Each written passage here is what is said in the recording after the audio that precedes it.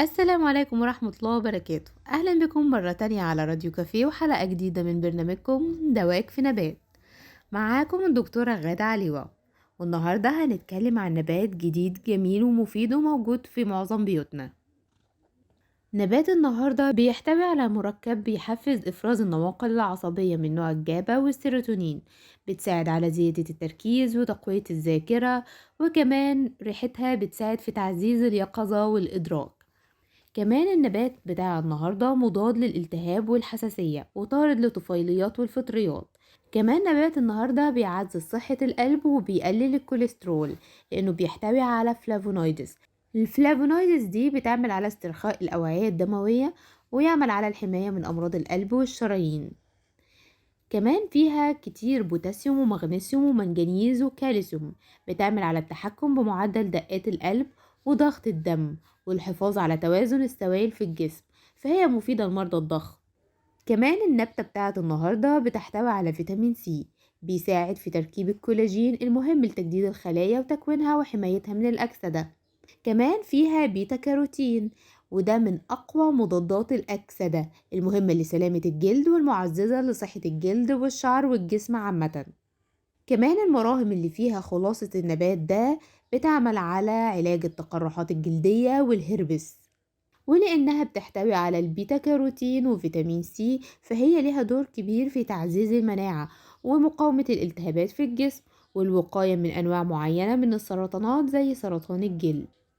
كمان شرب مغلي النبات ده بيعالج مشكلات الطمس وأعراض سن اليأس عند السيدات، يعني اللي عندها آلام ومشكلات في الدورة الشهرية وتشرب مغلي النبات ده بيحلها تماما.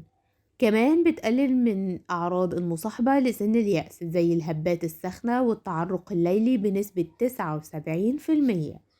كمان ليها بعض الخصائص التجميلية، ليها خصائص مضادة للشيخوخة وبتحافظ على نضارة البشرة. قلنا ان فيها فيتامين سي وفيها بيتا كاروتين، كمان فيها فيتامين ألف الضروري جدا لنضارة البشرة والشعر والجلد عامة. كمان هي علاج طبيعي للسيليولايت، لان هي بتحسن تدفق الدورة الدموية وبتساعد في التخلص من السيليولايت وبتقلل ظهوره.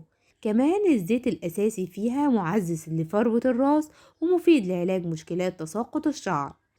كمان هي فيها بعض المركبات الاستروجينية، بتعمل زي هرمون الاستروجين الأنثوي، عشان كده زمان كانوا بيربطوها بزيادة خصوبة المرأة. النبات بتاع النهاردة واللي بيعمل كل ده هو نبات الميرامية أو المرمرية زي ما بنقولها في مصر. بس زي ما قلت الفوايد كالعادة لازم أحذركم من الأعراض الجانبية، والأعراض الجانبية في الغالب بتظهر في استخدامها بجرعات كبيرة. زي ما قلنا فيها مركبات استروجينية، فهي هتبقى مضرة لو استخدمت بكثرة عند السيدات اللي عندهم سرطان الثدي أو سرطان الرحم أو سرطان المبيض والتليفات الرحمية. كمان مرضى ضغط الدم احنا قلنا ان هي بتقلل الضغط وبتقلل الكوليسترول، فالمرضى اللي عندهم الضغط منخفض يخلوا بالهم وهم بيشربوها. أما في بقى نوع منها اسمه المرامية الأسبانية، دي ممكن تزود الضغط أصلا، فخلوا بالكوا انتوا بتشربوها قد ايه وايه نوع المرامية اللي انتوا بتشربوها بالظبط.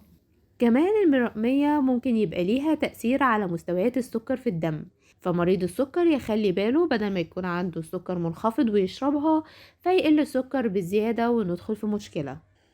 كمان ممنوع الحامل تشرب المرامية لأن هي ممكن تؤدي للإجهاض. كمان المرضعة المرامية بتقلل إنتاج اللبن.